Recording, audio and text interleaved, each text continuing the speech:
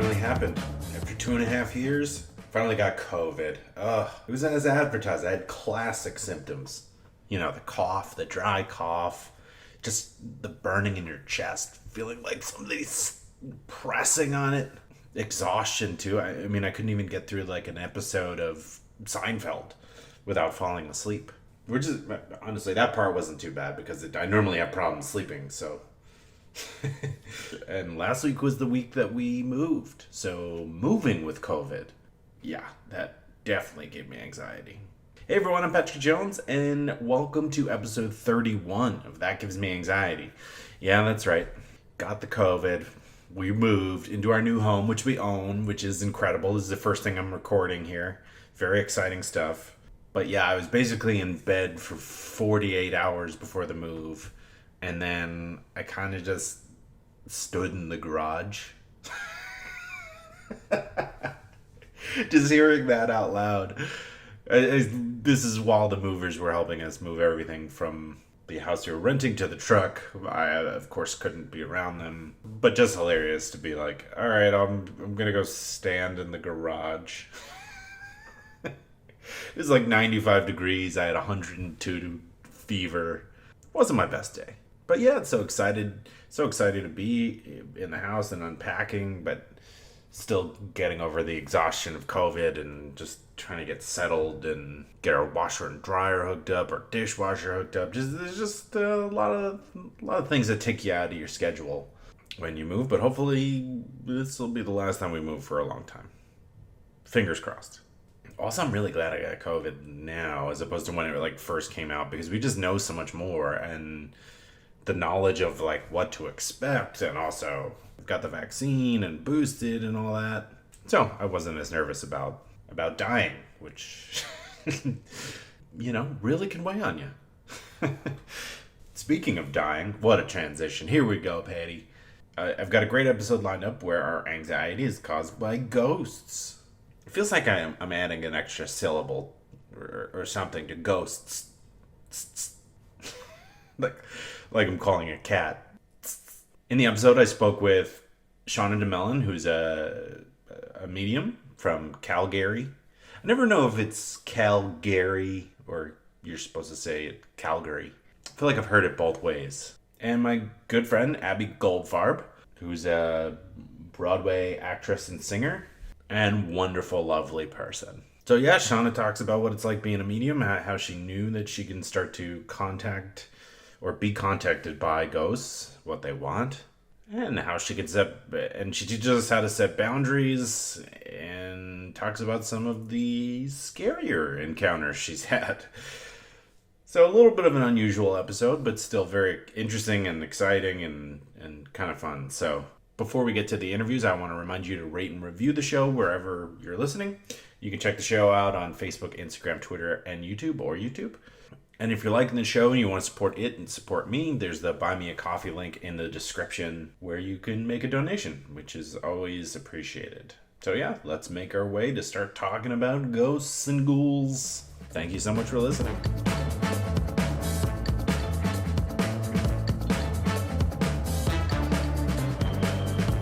Joining me now on the podcast to talk about ghosts, I have my good friend and Broadway sensation, Abby Goldfarb.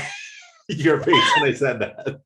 Literally, like full embarrassment and question. Yeah. But yes, I'll embrace it. It's me. Hi. Yeah.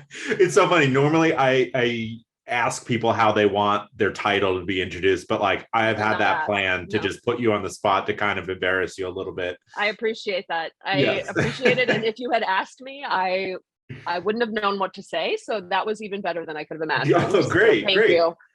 You honor me. Yeah, of course. Well, we know each other from the improv team Bueller, which is now defunct, going back like 7 years, but a lot of fun. I love all the people that were on that team, and yeah, it was a good time.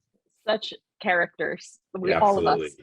Yes. Yeah, but that was great. Good times. So yeah, we are gonna talk today about ghosts. What's your initial when hearing like anxiety related to ghosts? where does your mind go? My mind immediately goes, well, first, let me just preface this with the fact that I had OCD my whole life. And so this also made me have rituals at night whenever I would see like a scary movie or like anything that had ghosts in it or supernatural things. It would make me as a child have to do like my OCD would get infinitely worse. So I always had a very tumultuous relationship with ghosts, scary things, all that kind of stuff. A lot of anxiety. And my mind immediately goes to when I was about 12 years old at my friend Perry's house. Oh, I shouldn't have said her name. Whatever. That's fine. That's not her name. That's not their real name.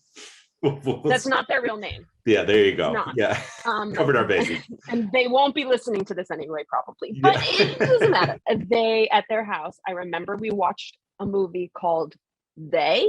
I may be getting that incorrect, but I believe it was called They. And it was about ghosts. And all I remember is being on a blow-up mattress in her loft apartment. And from that day on, I couldn't watch scary movies anymore because all I thought about was they. And every night I'd think they were coming for me. So man, I have like PTSD over this one moment in my life. Yeah. I always, I buy in big time to horror movies. So I have to be like selective when I'm able to watch them. But I always laugh at myself a little bit because it's like, all right, so ghosts are watching to know when you've watched a scary movie to like that's the time that they get you, right? Like that's the only time I'm afraid. Like they're like waiting in the wings, ready to come. Yeah, like they're why don't you watch something scary so I can get you? Abby just watched something. Well, now it's time for me to freak her out and haunt her. Right. For sure. Yeah.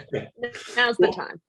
So were you the type of kid that going into a basement or a dark alley, like your mind started to wander a little bit? Oh, yeah. Yeah, definitely a lot of imagination going, and especially just being in the dark.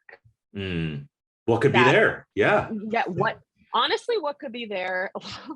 Usually a bug or like something really gross. But yeah, when I can't see, what can't I see? You know what I mean? Like, yeah, possibilities are infinite. It could be any. Yeah. Honestly, it could be anything. Yeah. Maybe not even a ghost, but a ghost. Right. A ghost. Right. And it could be a person with a knife or a ghost.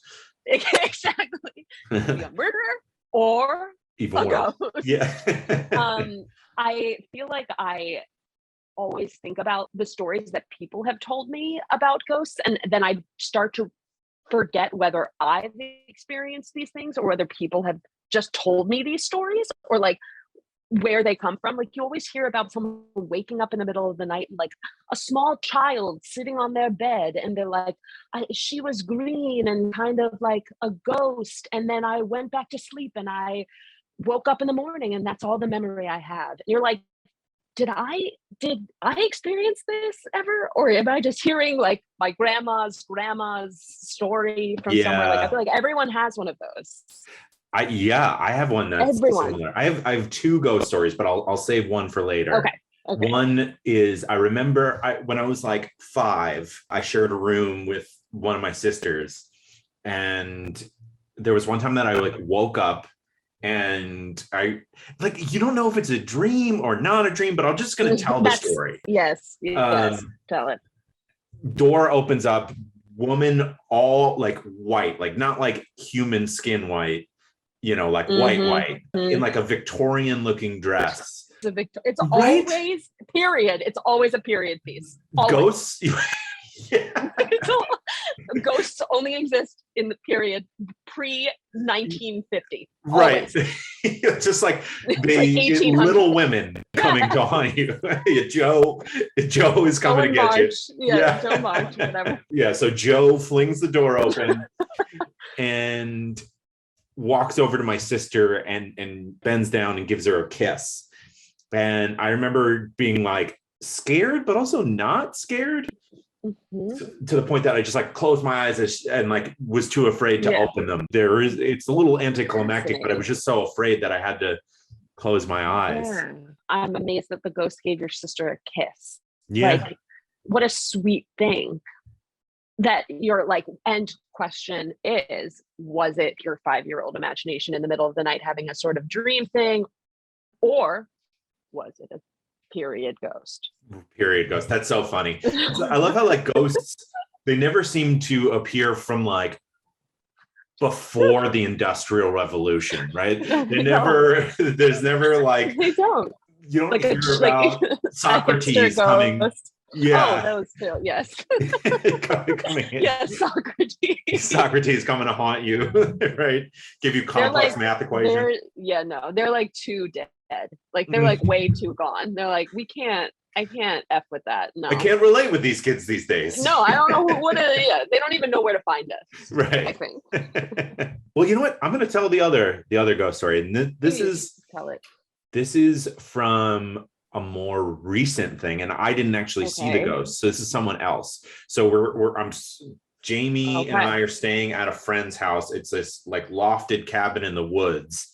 And so we're kind of like all in the same space. Perfect setup. That ghosts love the woods. They hate the city. Too much traffic. They hate the city. And we wake up the next day, and my friend, she goes, so I woke up in the middle of the night, and there was a man dressed in a raincoat standing over my bed, which means this person, ghost, whatever it was, would have had to walk past my bed to get to where she was, which is just like, oh my gosh. You didn't wake up and scream? What are you doing? Scream. Yeah. Give us a chance. Give us a chance. Yeah, that's my question too. Like you just witnessed it and just like took it in, and you're like, okay, cool. Going back to bed now. Yeah, like, what's up, man? Also, like, don't you need witnesses? You need witnesses for this thing. I would be like, look. I mean, maybe you didn't want to scare the ghost away, but I think I would have to have someone else see it. Like I would have to, or that's know if anyone else sees it, or is it just me that sees this ghost? Am I crazy, or are we all collectively crazy? Right. Or do ghosts only come for, like, can only certain people see them if they're there for them, or are they there for all? Who knows what the rules of ghosting are? That's the question. Well, I'll tell you who knows. Perfect segue to set me up. For the listeners, I've also interviewed a medium named Shauna Domalain, and she has a lot of the rules about ghosts. And so let's go to the first clip. Now on the podcast to talk about ghosts, So let me get this straight. In today's day and age, you're supposed to be drinking a ton of water, doing yoga, making sure you and your whole family is happy, strike a good work-life balance, exercise, read books, watch movies, eat healthy meals, be a big part of your community, and get 8 hours of sleep. It's unrealistic. It's too much. Well, that's why there's Instacart to take a little bit off your plate, or help put a little bit on your plate. Oh, I'm so sorry. Using Instacart, you search for all your favorite foods and items that you need from the grocery store, fresh produce, all your favorites, everything you want, and they deliver it to you. They go to the store and do your shopping for you. Just remove it from your to-do list, just with a few clicks. And you'll have your items delivered to your door in as fast as an hour. It's pretty quick. And through the link in the episode description, they're offering free delivery on your first order over $35. But you got to make sure you click the link in the description. That tells Instacart that this show sent you, and it helps support the show. And you can also take advantage of the free delivery. So yeah, be nice to yourself. Give Instacart a shot. Now on the podcast to talk about ghosts, joining me now on the podcast is Shauna Domalain, who is a spiritual medium, and we are going to talk about ghosts. Shauna, yes, it sent a tingle down my spine already. Thank you so much for coming on. Thank you for having me. Oh my goodness, this is just so exciting. It's one of my favorite topics to talk about, and it flows nicely into the whole arena around anxiety. So thank you. I'm excited for our chat today. Thank you. Oh my goodness. Yeah. We connected and did an episode of my other podcast, Death Space Filling the Void. And then the idea kind of came up that we should talk about ghosts. I mean, it's certainly something that people are afraid of. So why don't we start by you sort of introducing yourself and telling people what you do, and then we can get into the background of when you started to experience ghosts. I don't know if that's the verb. The verb, right? Absolutely. Yeah. Yes. Thank you. Thank you. I am a spiritual medium. I'm also a life coach and I work energetically. So for anyone who has seen the movie Ghost, that is usually a precursor to the classes I teach. I tell people, go home, watch the movie Ghost. It gives a pretty accurate depiction of what the spirit world is like and what it's like to communicate with them. The other movie that I usually give as homework is Doctor Strange, with the energy and the sacred geometry and all of that kind of good stuff rolled into one. As a little girl, I saw spirit everywhere and I called them the see-through people. And so you could say they were ghosts. Some people refer to them as entities. Some people call them crossed over loved ones, angels, ancestors, light beings, benevolent energies. There are countless names for the different energies. Basically, these energies are not in the physical body. And so as a little girl, I just saw them everywhere. And I thought everyone saw them, and that wasn't always the case. And so I grew up going to Catholic school. And so it wasn't something that was readily talked about. And I think we may have talked about this in our last chat. We didn't have TV shows. We didn't have books. We didn't have people readily talking about this and normalizing it for people to help them understand. Another great movie is The Sixth Sense. The little boy talks about, he's like, I see dead people. And a lot of times when someone has anxiety, when there's all this different energy that's around them, it's like their energy and their body is picking up on something different, but their logical mind isn't able to make sense of it. The logical mind is going, oh my gosh, there's something wrong. Something's not right. Something is going to get me. I'm not safe. And it sort of takes on a mind of its own. It's like it activates that lizard brain. It activates that brain that puts us in fight or flight. And that instantly can kick us into that anxiety and just, I don't know what this is. And I just feel off. And the invitation that I always love to give people is to acknowledge that you're aware of something. In that first moment is just having the awareness that, okay, something has shifted. And if you can stay in that place of question and starting to really question whatever that is, I always love to tell people, everyone's intuitive. Everyone on the planet has intuitive gifts and abilities. It just depends on how open and available you are to looking at that. And not everybody wants to or even has the inclination to, and that's fine.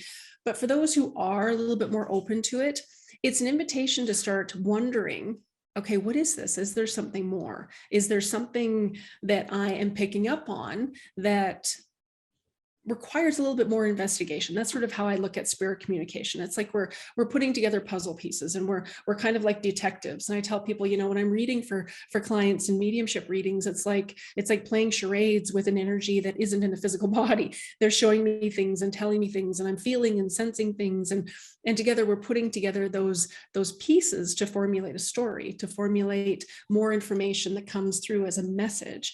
The really interesting thing is that when I first started to become, so I'll backtrack just for a sec. So as a little girl, saw spirit.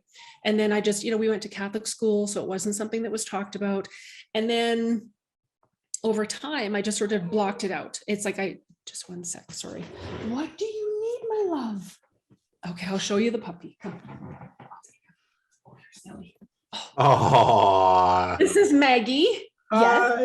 You're so silly. You're so silly. I'm just going to take her sweater off. Sure. Just outside, so she might be a little hot. But yes, she gets a little bit silly. Okay, you need to come and lie down. Come in your bed. Yes. Come. You need to come and lie down. Come, silly. As a young girl, saw spirit everywhere. We went to Catholic school. Just wanted to really fit in. So I started to sort of kind of shut it down. And it was interesting because I would go home every day after school.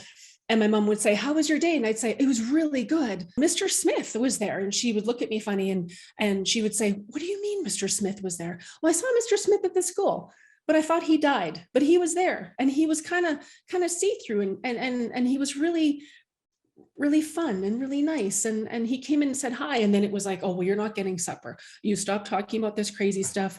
This is absurd. I went in that direction. So I kind of put two and two together. I can't talk about this at home. I won't have friends at school. Okay, I'm going to just sort of shut this off. And that's when the anxiety started to really kick up for me, because it was my awareness, my body, my energy picking up on all these different energies around me. And I was shutting it off. I was like, no, I'm not even going to look at that. It's like I was totally shutting my awareness off. No, I want to fit in. I want to be normal. And then, you fast forward about 15 years ago, I had an accident, and it was through the healing of that accident that I really started to have a greater understanding as to what was it that was causing me to run out of my own basement. What was it that, like, I wouldn't go in the basement if I was the only person at home alone. I would feel temperature shifts in the room, like the room would get ice cold and then it would heat up. I would hear doors opening and I would hear footsteps. I would hear people talking and there wasn't anybody there. Like I thought, oh my God, I'm losing my mind. Like I might need to be locked up because this is crazy. And it was through reaching out to different spiritual teachers who helped me to understand that all of the anxiety that I was experiencing was because I was not willing to be aware of the spirit energy that was around me. And so, there were years where I couldn't go to busy restaurants. Like if it was a full restaurant and we had the last table, chances are I wouldn't be able to go in. I had to learn boundaries with spirit, because I'm not like other mediums where, I don't go to Safeway to talk to spirit and to relay messages. I'm at Safeway to get vegetables and fruit, to be honest. Like I'm there living my life. Like I have office hours. So I needed to figure out how to make it work for me. I would be awake every night and there would be crossover loved ones in my room saying, I'm lost. I can't find my wife. I don't know where I am. Can you help me? I don't know where my house is. And it was like, I just, all of a sudden it turned on like a fire hydrant, and it was just crazy. And so my sleep was interrupted. I had anxiety during the day. I was terrified to be home alone in the house. There were certain businesses and establishments that I would not go in. I was just like, no, I'm not even going to go into that place because this is just not for me. And again, so I met different teachers. It's interesting how the universe sort of aligns you with the right person at the right time. Like when the student is ready, the teacher will appear, that kind of thing. And so again, I found someone and she nailed it on the head. She explained all the things that were happening. She said, you leave concerts early or you won't even go. And you have to leave restaurants early, and you have this anxiety and you feel like someone's watching you and you're picking up all of these different things. And she said, it's because you're not willing to be aware of the spirit energy that's around you. You're not willing to be more conscious with it and understand it and make it work for you. And so then we started to formulate a game plan. Okay, I had office hours. You do not interrupt me at night when I'm sleeping. That's just a no. I had business hours to communicate with spirit, unless it's life-threatening or if it's something that my spiritual team needs to relay to me, that's outside office hours, that's fine. So I was able to sort of pick and choose and sort of figure out how to make this work for me. And it was funny. I started to smell cigarette smoke, and we were in the house and no one in the house smoked. And I would smell cigarette smoke and I would think, did I leave a candle burning? Is there something on the stove? Like, what is that? And it happened a few times. And I would say to my family, do you smell that? And they'd kind of look at me weird. And then we were going out to a restaurant. And just recently they had passed a bylaw here in Calgary that you couldn't smoke inside the restaurants. So we went into the restaurant, we were sitting there, we'd ordered appetizers. And again, it was like somebody blew smoke right in my face. And it was like, oh God, what is that? And I said, you guys not smell that? Do you smell it? There's somebody in here smoking. And by this point, my family's like, are you okay? Like, what's going on with you? Mm-hmm. And then we ended up leaving early because I couldn't stay. It was like, I was so freaked out and I didn't understand it. So we leave, and the next day I went for a walk. There's this beautiful park here in Calgary. It's called Bowness, and it's right by the river. It's lovely. So I'm walking and walking and walking, and I'm walking for about 20 minutes. And then up ahead of me, I see this beautiful orb of light. It's the most beautiful light. And I hear, my name is John. And I just sort of freeze, and I'm looking around and I smell the cigarette smoke, and there's no one else around me. And I'm thinking, oh my gosh, I'm losing my mind. What's going on? And I get in the car to come home, and I'm thinking, what the heck is going on? I kept hearing, my name is John, my name is John. And I kept smelling the smoke. And so I get home, and the only thing I could think of was I needed to talk to my dad. I thought there's something with this name, John. So I get home and I call my dad and I said, is there someone in your family named John? And he said, well, yeah, my dad's name was John. And oh, did he smoke like a chimney? Oh, and he just had the best sense of humor. And we were chatting and chatting. And it was funny because then I got off the phone and I'm sort of putting the puzzle pieces together. And all I hear is, I told you it was me. And I turn and I look, and there's my grandfather, who I'd never met, sitting in the chair. And so I'm sitting there and I'm kind of going, oh my God, I'm absolutely certified now. I've lost my mind. This is crazy. And so I started to realize that all of the anxiety was because I was pushing it away. I was like, no, this is weird. Nobody else is experiencing this. No, I don't know what this is. This needs to go away. This is just ridiculous.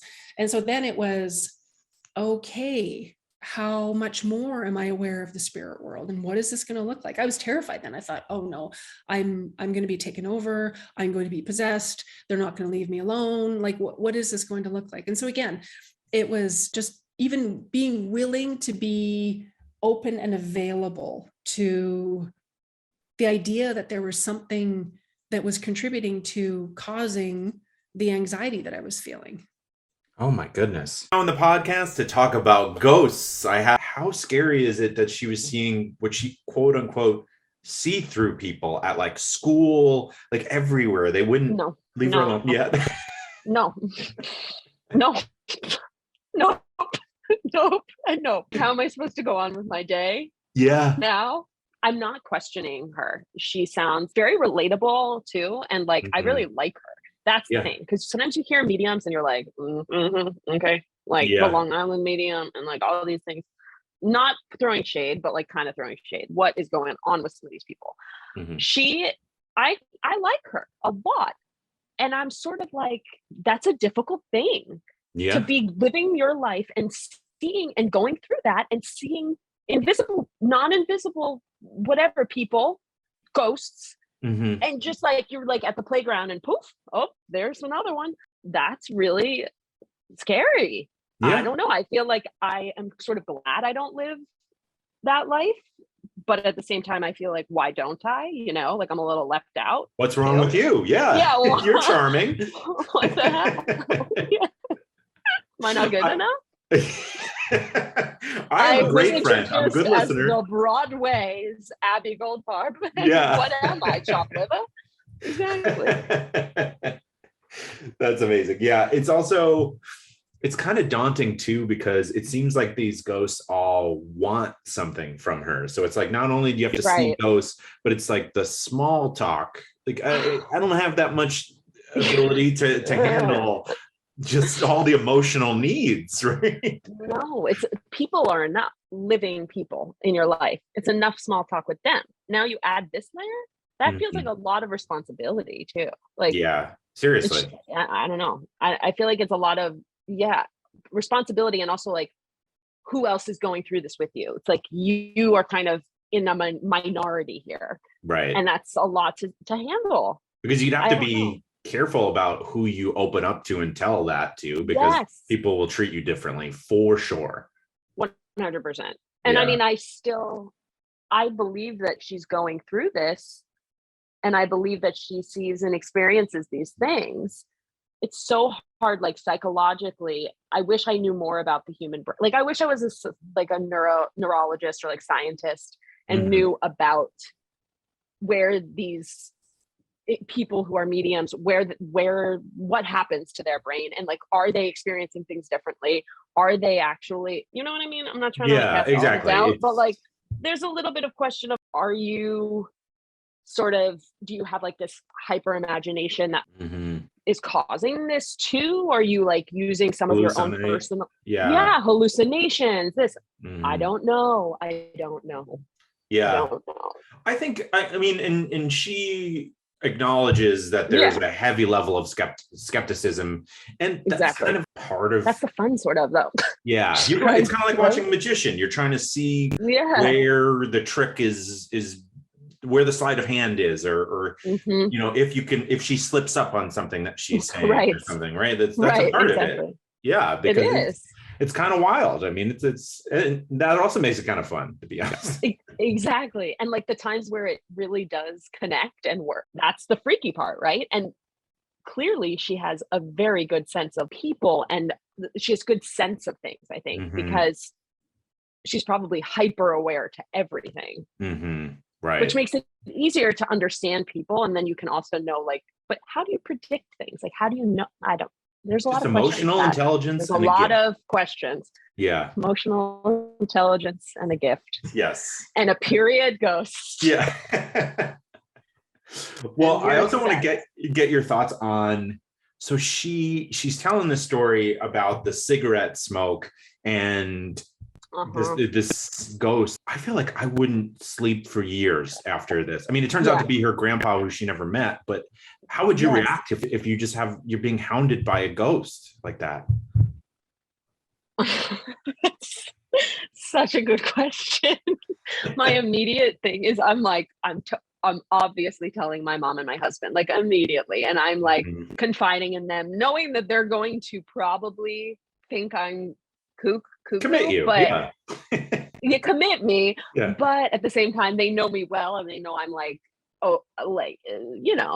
at least like a little bit okay. And I think I really think I would see someone immediately. Like I would have to see a professional, and I would have them like study me immediately. You mean a psychologist or like a medium? Would you go, or both? Maybe both. Yeah. Maybe both. Cover your bases. Cover my bases, see someone that like also has experienced something like this, and then see someone who can maybe figure out what's going on, especially if it's sudden. I feel like if I was being hounded like that, that would be I don't know. I don't know. I don't think I'd be able to sleep, quite honestly. No. I don't, until I figured it out. I would need like concrete evidence, which may not exist. Unfortunately. And that living in limbo and living in the unknown, it's not my forte. Yeah. Even like if I go to bed first and I know that Jamie's going to come in later, there's like a little bit of anxiety knowing that at some point she's probably going to wake me up, not even intending to do so. So if you're just like trying to sleep and like there could be a ghost that just is bugging you for something, that not even like being afraid of what they would do, more just like, leave me alone. It's annoying at a certain point too, especially once you get used to it, right? Like the initial, it's like the initial, surprise and fear, sure. But then like the fifth time, you're like, just leave me alone. Enough. I'm sure. Enough. Leave me in peace. What am I doing? Like, why me? Why is this happening? Yeah. But all of us are just Whoopi Goldberg in Ghost, right? Like that whole movie, I feel like she's like, why me? Also a musical. Yeah. Also a musical. But yes, exactly. Like, there you go. Broadway's finest. Point it out. Always circle it back. Circle it back.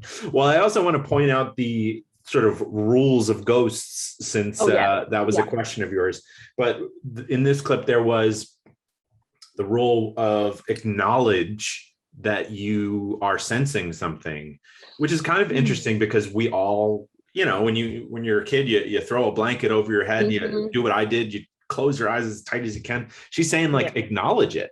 I like that. Yeah. I really like that. I like the embracing of whatever you're experiencing and not shaming or causing lots of fear, especially for kids like us, we were talking about, that have like a lot of anxiety, or like I had crazy OCD. I mean, yeah, it'd be great if we just sort of like embraced that it's not something bad necessarily. You're feeling something, you're sensing something, and that could be really cool. And you could be really special for having this experience. Right. Flip it a little bit. I like that. Yeah. And like any problem you're having, you really can't fix it until step one is like acknowledge it. So acknowledge you have a sense. A gift, emotional intelligence. A gift, yeah, not a problem. A gift. Not a problem, a gift. Yeah. I'm Abby and I have a gift. Yeah. Hi, Abby. Hi. Like that's it. That's it. Like, I'm Abby and I have a gift. And and I'm gonna share it with the world on the stage. That was sort of a ghosty kind of gift. Yeah. I gotta keep it on theme. I'm sorry. Yeah, I have to. Exactly. Bring myself to it and keep it on theme. Absolutely. Well, it's a good time to go to the second clip where we get some more rules of ghosting. And not relationship ghosting, just real ghosting. That is another topic. Yeah. On the podcast to talk about ghosts, I have so many questions based on everything you were just saying. So do you remember, it's a funny question in the sense of, do you remember your first ghost? Do you remember the first time you saw a spirit person, as you put it? What was that? What happened? So there was, this is a really good story. There was a neighbor that had lived a few blocks over, and he worked in construction. Every time I went over to my friend's house, it was her dad. Every time I went over, I just always felt a bit off. I couldn't really describe what it was. It was like every time I went over, he was nice, he was friendly, give us money to go get Slurpees and things like that. But there was just this weird feeling whenever I was around him. And there was one day I was walking home from school, and I was probably, I want to say like maybe 8 or 9. And I heard this truck honking. I turn and I look and I hear someone calling my name, and it's him. His name was Joe. And just so everyone knows, I have permission to share stories. Whenever I can share someone's name, I get permission. So I looked up, and there was Joe, and he was driving this big work truck, and he's honking, and he's like, Shauna, Shauna. And I looked and I waved, and his face it changed into almost like a demonic looking face. And I was terrified, and I dropped my lunch and I ran home, and it was like, oh my gosh, what was that? What did I just see? That's so scary. Yeah. It was terrifying. And again, I came home and I tried to tell my mom, I said, his face changed and there was something not right. And she was like, okay, you need to eat your lunch. There's nothing there. There's no boogeyman. No. Mm-hmm. Joe's a nice person.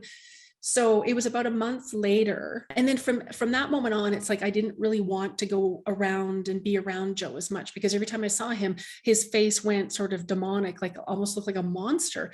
So about a month later, there was, there were fire trucks and there was an ambulance at their house.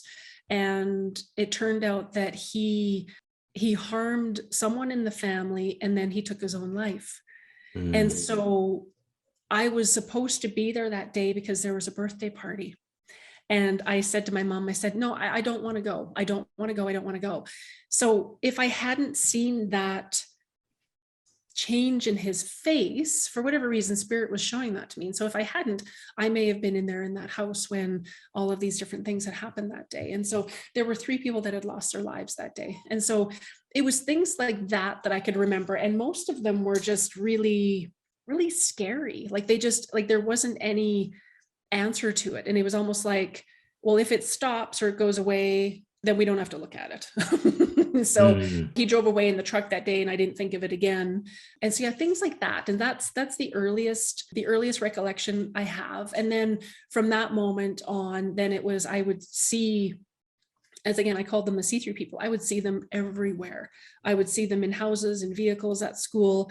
They were everywhere. And then as a medium, anyone who connects with those on the other side, from my understanding, working with my masters and teachers, our energy looks a little bit different. So they are aware that we are aware of them. And so it was like, no matter how fast I ran home from school, they were there. No matter how many doors I slammed in their face, they were there. It was just, oh my goodness. And one of the big things that I learned early on with my spiritual development was, I'm the one with the physical body, that they don't have a body. So many people are just, they get into that energy and they're so scared. And I get it. I've been there. The anxiety kicks in and we're scared and we're trying to understand it. And it just starts to escalate and we're not breathing. And our monkey mind starts to take over, and it just perpetuates into this, we're down the rabbit hole before we know it. Mm-hmm. And so I get it. There's so many different facets to it. But yeah, that's the first time I can clearly remember. Oh, wow. And so is there a typical thing that they want? To use the example of the movie Ghosts, which you have recommended, is there something they're warning of, or what are they troubling you for? Right. So there are a couple of different answers. Oftentimes, so it's like the movie Ghost. Patrick Swayze's character, Sam, he's shot and there's a beautiful light that opens up, and he doesn't realize that he's dead. So he's out of his body. You can call that your soul, your spirit. He's out of his physical body, but he doesn't understand yet that he's dead.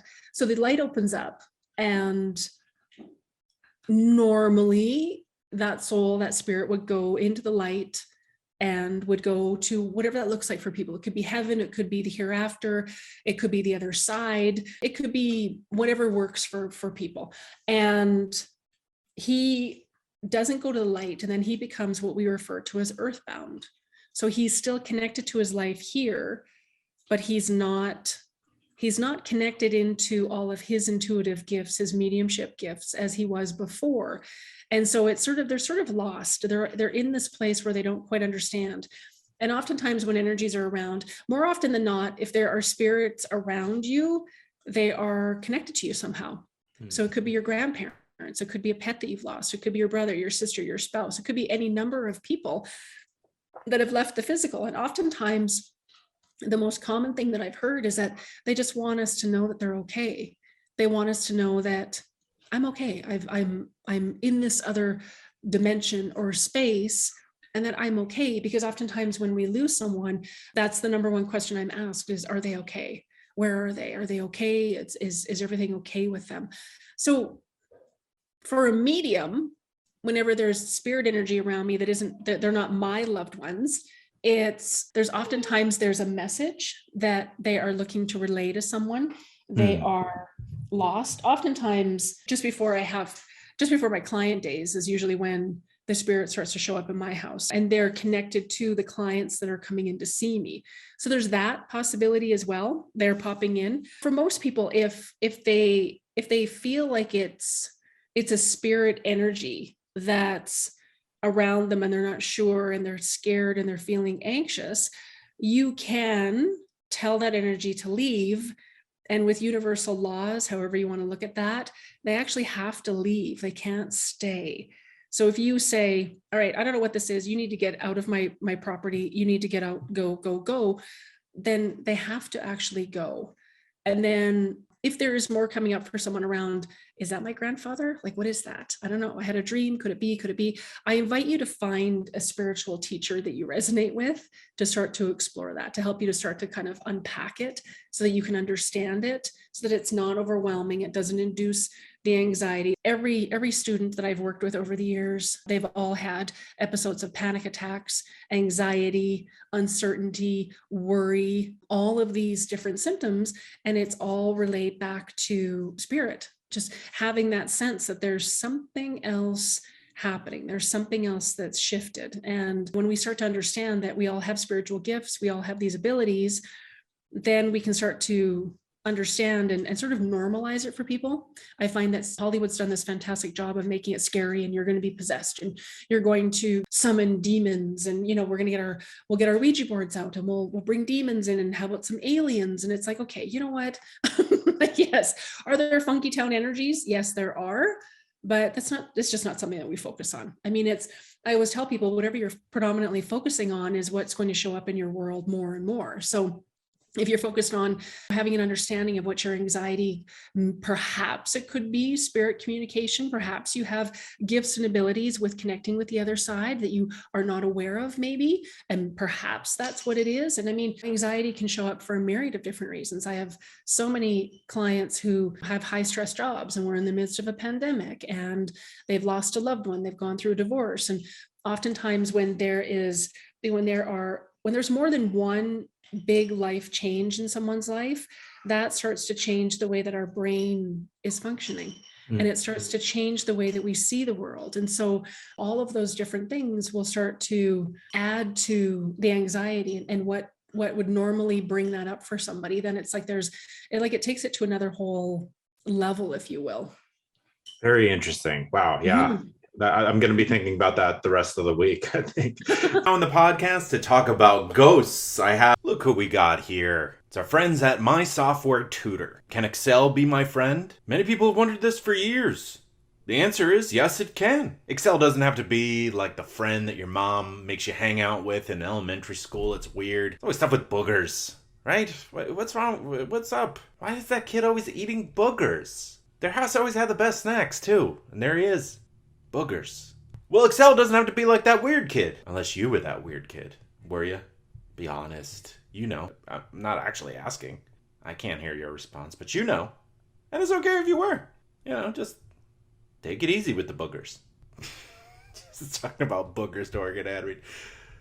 Don't worry. They didn't write that part. That was an improvisation. My software tutor offers 3 levels of real-time Zoom-based courses with a live instructor. They deliver practical, functional business skills in a friendly and supportive environment.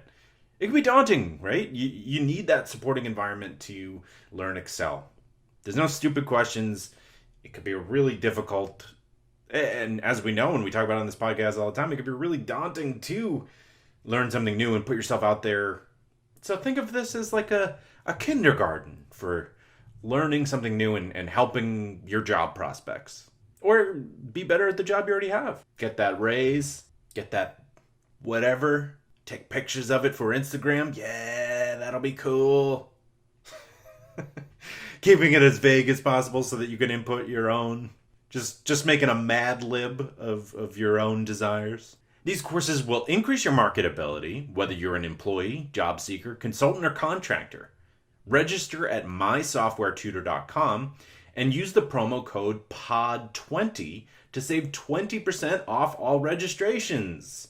Thank you so much to My Software Tutor. Yeah, guys, take advantage of that 20% off and confidently list Excel on your resume. On the podcast to talk about ghosts, we just got a few more rules about ghosts, but the story she told about the first ghost, about the man's face that flashed to a demon and then he ended up like hurting his family, like holy shit.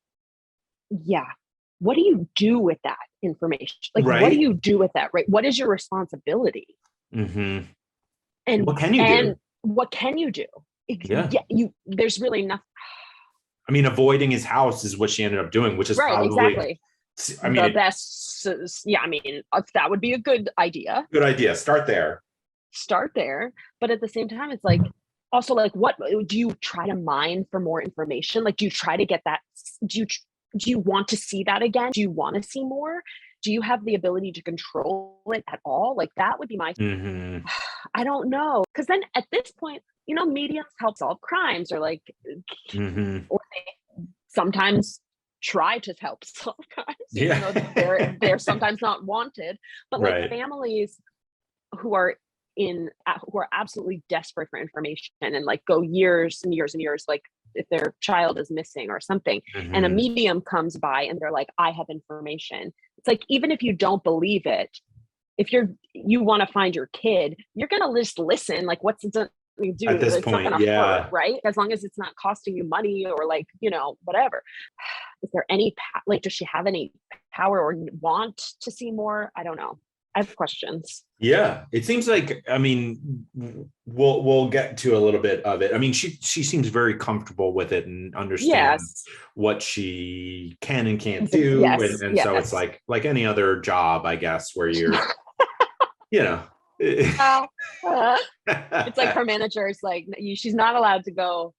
She's not allowed to do above her role. You know? Right. That's exactly. It. Yeah. Or below it. All right. Or below it. Yeah. Exactly. Just stick to your job description. That's it. The second ghosting rule that came out in this clip is spirits know when you're able to perceive them, which is right. Then there's no hiding. I mean, that makes you feel a little nervous. No, yeah.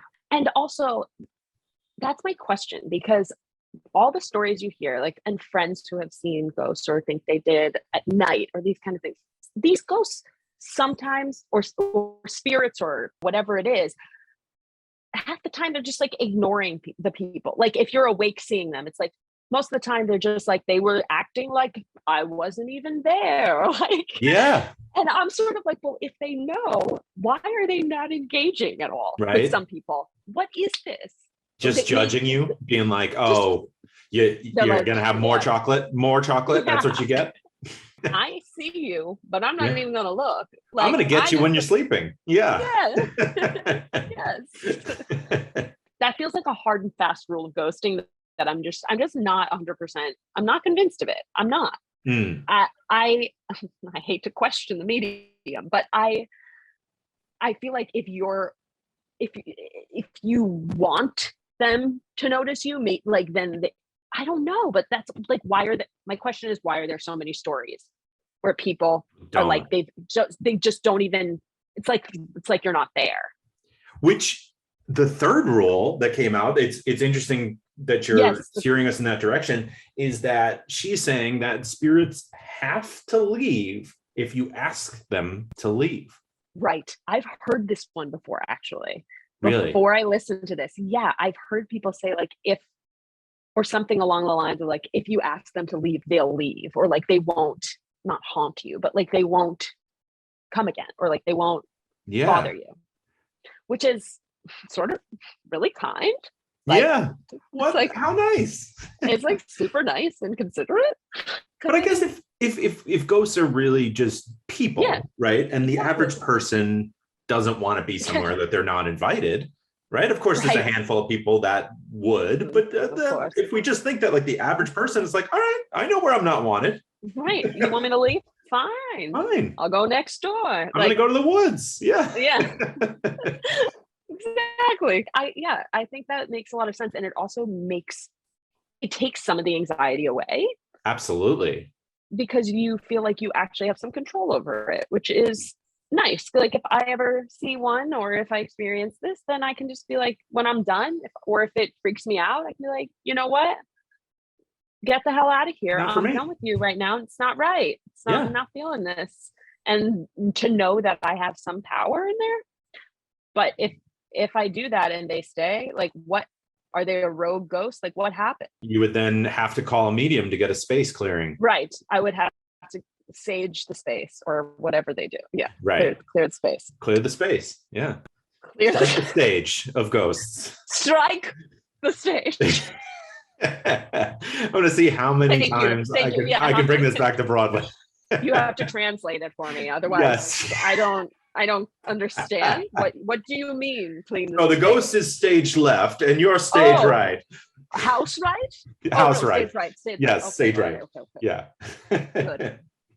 But yes, anxiety is really about control, right? I mean, I'm not a psychologist, but I've interviewed plenty enough that like I know at least that rule, and knowing that if you're experiencing something that you do have more control is nice, that you can tell them to leave and they'll leave. Yes. And it makes you also not as scared for this kind of experience. So therefore the unknown is sort of taken away, and the anxiety of the unknown, because you're like, you know what? Absolutely. It's okay. I can end it when I want to, or the control. Right. Exactly. And then also in that same vein, the other rule that she mentioned is that spirits are also often connected to you in some way. They're like a family member, which is nice. I remember my mom once telling me when I was afraid of ghosts as like a child, saying her father had passed, and she's saying like, there's no reason to be afraid of ghosts because my dad would be a ghost and he wouldn't hurt anyone. And it's kind of a nice thought. It's like, nice.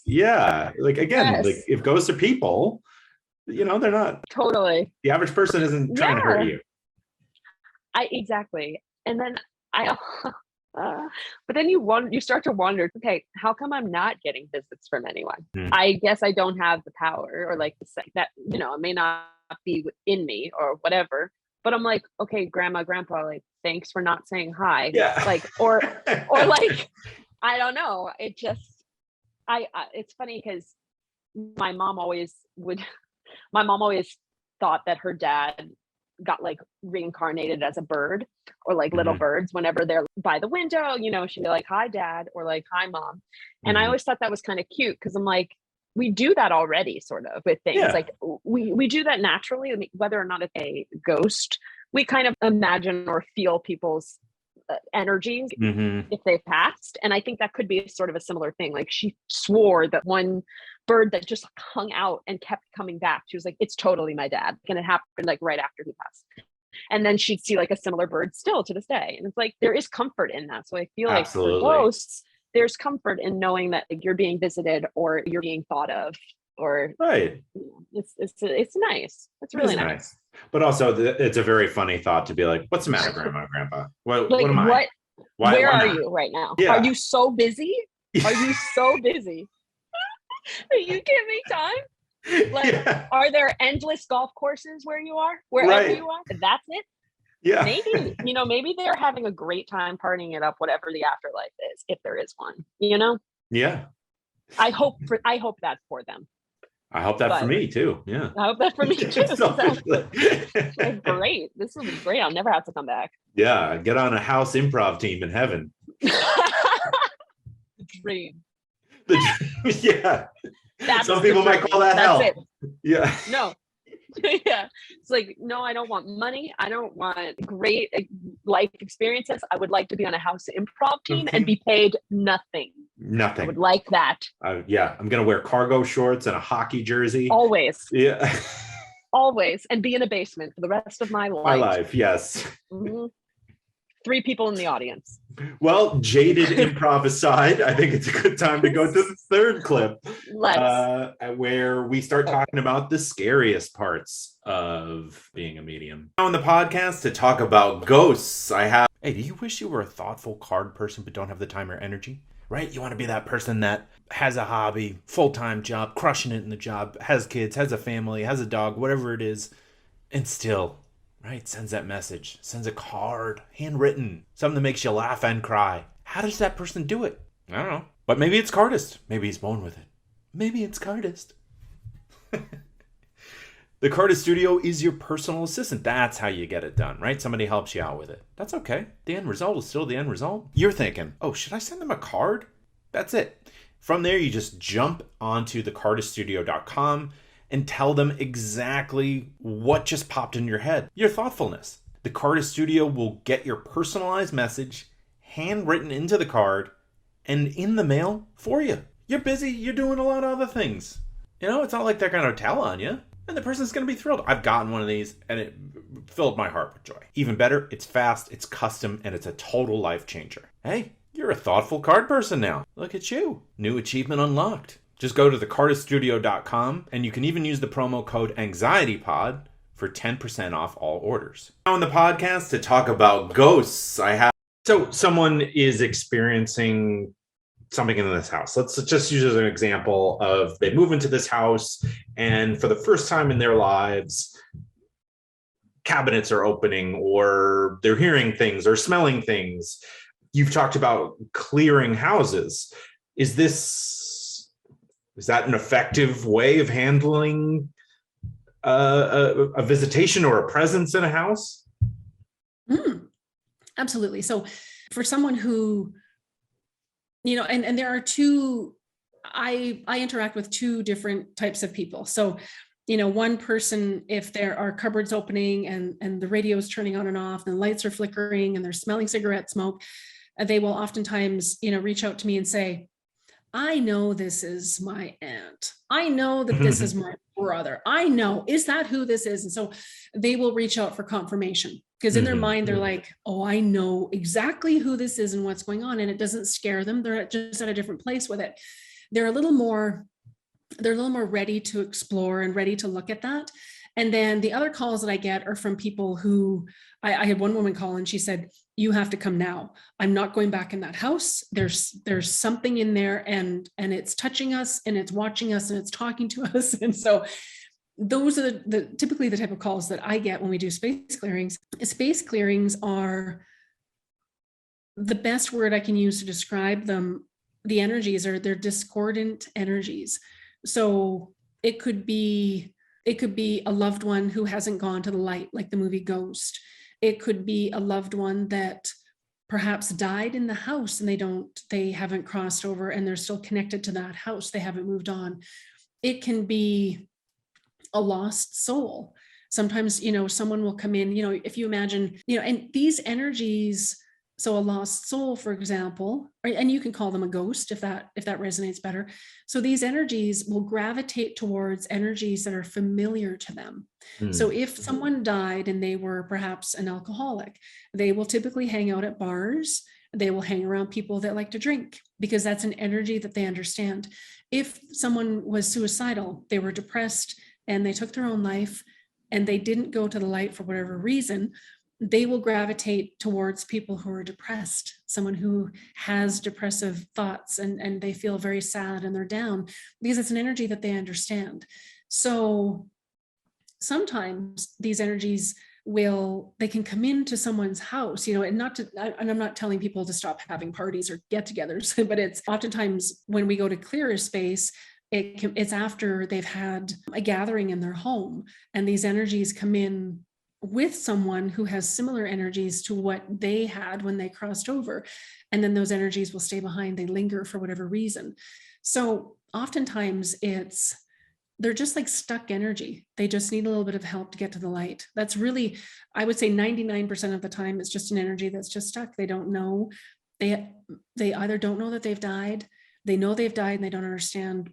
It's like they're kind of stuck in this in-between space. There's this reality here on earth, and then there's the hereafter, heaven, the other side, whatever that looks like for you. And if they don't go to the light, they're kind of stuck in this in-between spot. And so that's oftentimes, that's what a ghost is. It's an energy that's stuck. And so myself, a medium, we go in and we're clearing them. It's as easy as that. And so, yeah, I think, and yeah, are there mischievous ghosts? Absolutely. Are there ghosts that like to mess with people? Yeah, absolutely. Just like there are people that like to be mischievous. There are people that like to pull pranks and say crazy things and do crazy things. There are spirits that do the same thing. They still have that personality. Mm-hmm. Yeah. Well, that leads me right to my next question. You described them as funky town, but how prevalent are ghosts that may not be on the scale of Casper the Friendly Ghost to Satan, maybe leaning a little bit more towards Satan? How often does that show up, and how do you work with that for somebody who may be experiencing that? I want to hear your experience, but also maybe some advice that you might have for somebody else.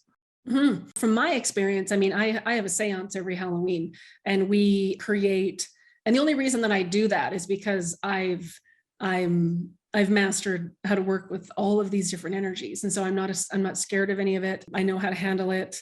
I know how to be, and I have part of my spiritual team to do this kind of work. I consider them spiritual bouncers. So if there's any kind of, I have it set up that only energies come through in classes or readings that will contribute the most to the person that is there. And, it's not an open gateway for any kind of riffraff or any kind of weirdo energies to come in. So I have it set up a little bit differently. And I think it's just really important to, first of all, I mean, if there is something that's happening in your world and you're terrified and you're scared and it's giving you the EVGVs, then I so encourage you to find someone to work with, to help you to understand what that is and what you can do with it. Again, the majority of calls that I get are from people that are scared of something, but they have an awareness, but they don't want to go into it. They're like, no. I want you to take care of it. I don't want to look at that. And that's okay. That's totally fine. I've experienced some pretty funky energies. I mean, if there's a movie, for whatever reason, they're talking movies today. That's my guides are usually talking about music or movies to help make it relatable to people. But yeah, I have seen things that look like something from the movie Alien.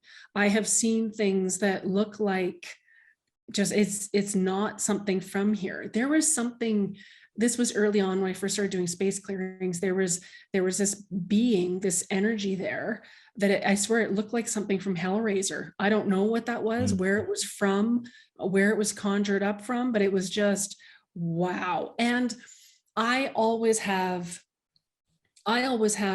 teachers and guides that are even more experienced than I am, so I can learn from those people. So thankfully, I would have these experiences, and then I would be picking up the phone going, oh my God, you're not going to believe what just happened. What is this? What's going on with that? And so I think it's just really important to understand, from my perspective, if you are aware of different energies, that's pretty cool.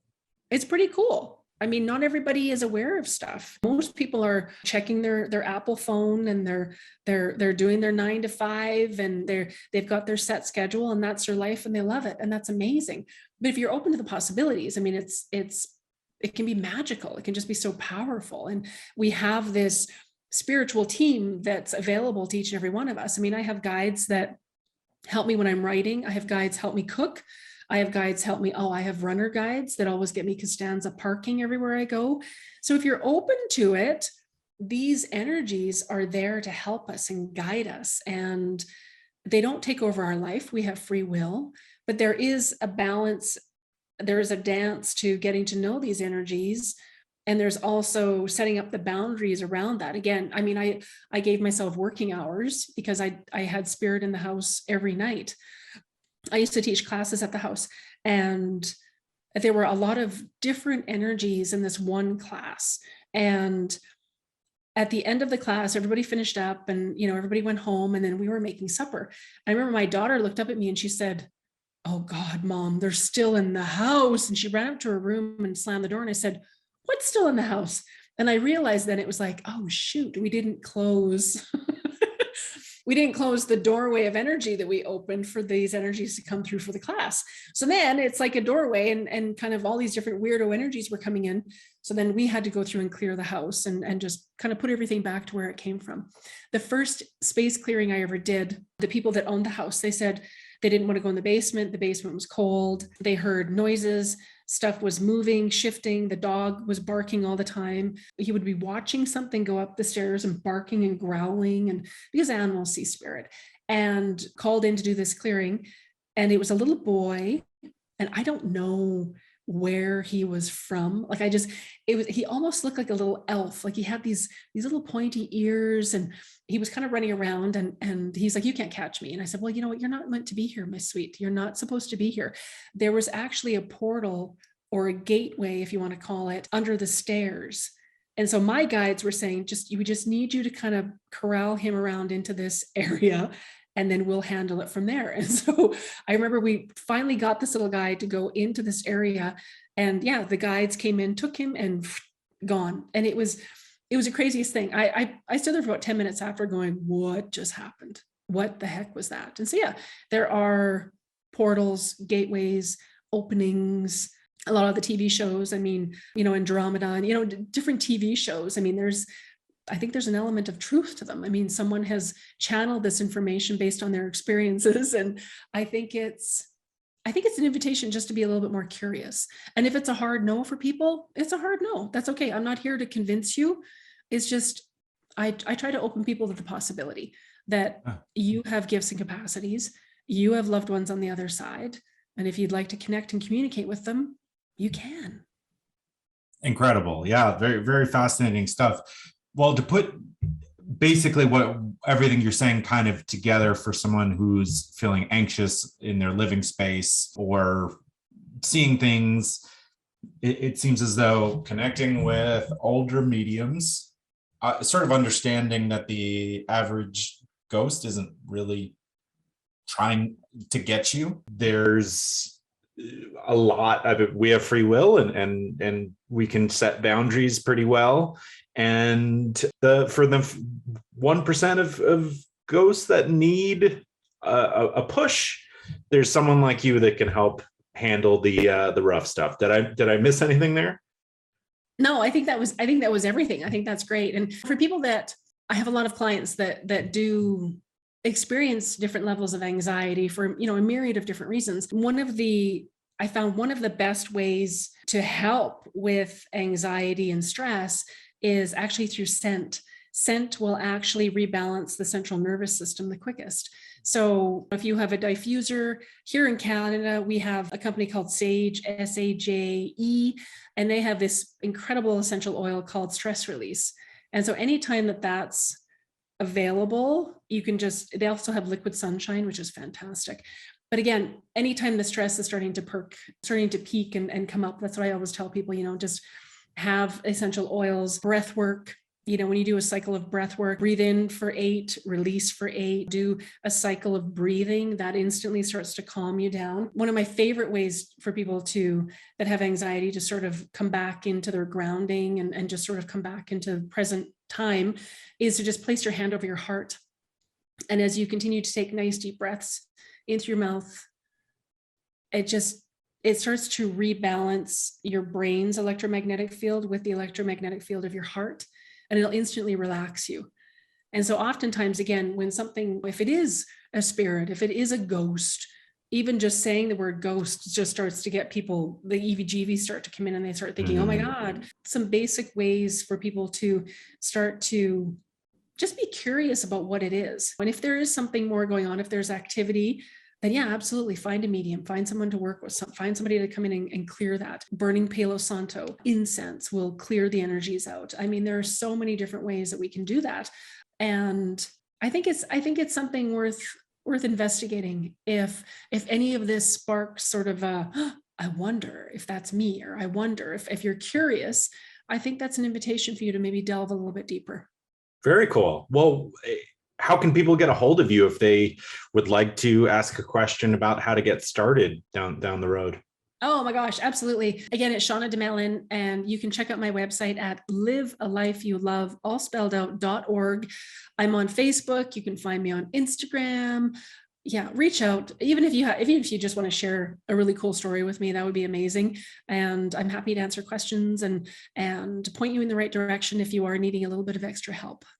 Love it. And on top of being a medium, you also work with people in grief. So I wanted to mention that as well, in case anybody needs that kind of assistance as well. So this has been incredible. So fun to consider the possibilities and kind of dive in there a bit deeper. Thank you so much for your time. Thank you for having me, Patrick. Thank you. This has been so much fun. Thank you. On the podcast to talk about ghosts, I have the main thing that stuck out to me about this clip was she has this ghost team that helps her find parking and helps her with cooking. It's like fairy godmothers. I mean, if I want to be a medium to find parking, I mean, in New York City when I used to live there. Yeah. Why doesn't she have an app yet? Where like, no, seriously, she could find people, she could help. I don't know. There's a way to monetize this. And why am I thinking about money? I don't know. But it just feels like there's a locked wealth of knowledge. It's pretty amazing. But yeah, also like if you're special and you have that, why? No need to share it though, really. I mean, it's pretty great. Yeah, I know. Geez, when I heard that, I was just like so taken aback. Like, who wouldn't want? Who wouldn't want that? Want me and help me find deals on used cars or something, right? Yeah, there's something useful. Exactly. Yes. Deals on used cars. There's like one in Wyoming, just like, I've got you over here. It's in Wyoming, but like, you know, it's the cheapest option. In your budget, you have to do it. Yeah. So let's talk about some of the scarier things that she saw. So she mentioned seeing something that looked like one of the aliens from the movie Alien. She saw something that looked like the guy from Hellraiser and like this like demon child. I mean, she says it with such like a chuckle in her heart and like a lightheartedness that I feel like I would not be able to. I'd be talking about it like a war story. Yeah. Honestly, again, this is the part that really freaks me out, because if it's gonna feel scary like that, I don't know if those are gonna just go away. Those seem like the rogue people who would overstay their welcome because they're like quote unquote evil or like whatever. I don't know. It feels to me like that would feel really uncontrolled to me, like really, really scary. And also, I don't know, that part makes me think though, okay, all of these things from movies and this, is it the chicken or the egg? People experiencing those things first that inspire movies? Or is it movies that are sort of making her already, all of her senses and her medium senses and her experiences, are they also now sort of leaking into that? Is it, after seeing things, is she now also just sort of seeing those things too? Right. I don't know. It's just strange, scary. It's tough to tell. But the nice thing is she was very confident about her ability to clear houses. So if this is something that someone is experiencing and they're believing that is the case, very confident that you have the power to move things along. Get rid of it. Yeah. Get rid of it. But then if it's a bad guy, you call Shauna. She comes in and clears it up. Right. Yeah. Yeah. I don't know. It's so, I'm such a realist. And then I'm also like still have like a lot of anxiety, and I'm like, but what if it's true? But what if it's real? Like it's real for some people, and it's real. Mm-hmm. I go back in between this, like my anxiety takes hold, and then my like, oh, come on, it's fine. Yeah. It's so hard to straddle that line, I think. And then there's it on is top of is that real? It's like, then it's like, am I crazy? What's wrong with me? Right? It's such the snowball down there being like, what's wrong with me? Why can't I figure this out? Yeah. It shouldn't be this difficult. Like, let's just, it's gonna be fine. Like, let's figure it out. Right. What's the reason behind it? Yeah. I don't know. But it is good to know that you can always call someone if you do experience these things. You know who to call. Not 911, not like you call Shauna. That's Not it. your mother-in-law, you call Shauna. No, you call Shauna. Shauna, that's it. Yeah. That's right. Say it with the full New York accent. Shauna? Yeah. Well, great. I mean, I don't know if this whole thing changes your opinion about or feelings towards being nervous about ghosts. For me, it was comforting to know, like, kind of put some steps if I was ever like really experiencing it, knowing that I could say, please get out of here, or if not, get a house clearing, and then you move on with your life. Yeah, it's just so funny. Like, you got bugs, you call Vulcan, right, or whatever the hell the company. Exactly. Well, that's why I'm wondering here why there aren't more like, why does Shauna not have more? Is she like, why isn't she getting the word out there? Like, how many people really are experiencing this? Is it like, yes, there's judgment towards it, so that could be why. But like, I don't know. Like, are people experiencing this and not telling people about it? What is the percentage? She made it seem like she's pretty busy up in Calgary, so she's working. Yeah, she's got a lot going on. She's got her hands full up there. So, well, absolute pleasure joking around with you and seeing your face. So fun. Yes, you too. Where can people find you on social media if that's something you're interested in? You can follow the Goldfarb at Abby Goldfarb on Instagram. That's where you find me. That's it. There the you go. one and only. Yeah, that's awesome. Thanks so much. It was so much fun. Yeah, thank you for coming on. I really do bite down hard and go for the ride for any horror movie that I'm watching. I remember we were watching Haunting of Hill House, and there's that bent neck lady. Terrifying. Absolutely terrifying. If you haven't watched it, check it out on Netflix, but also, you're probably not going to sleep. It's one of those. One of the biggest jump scares I've ever had is like episode 4 or 5. It's terrifying.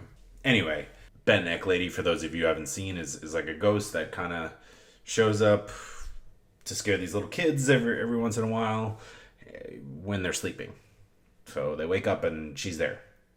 Awful. Terrifying, right? And I remember we had just watched it and Jamie had hung a robe up on like the closet door on like the top part. And so I woke up and there was just like a floating black robe, and I jumped so hard awake. Oh man, as if I had actually conjured the bent neck lady into life. No, just a robe. That's embarrassing to admit, but it's funny. Anyway, thank you so much to Abby. Thank you so much to Shauna. Definitely check out their websites in the description. I want to remind you also of my other podcast called Death Space Filling the Void. Check it out wherever you get your podcasts. There's the Buy Me a Coffee link if you like the show and you want to support it. You can make a little donation.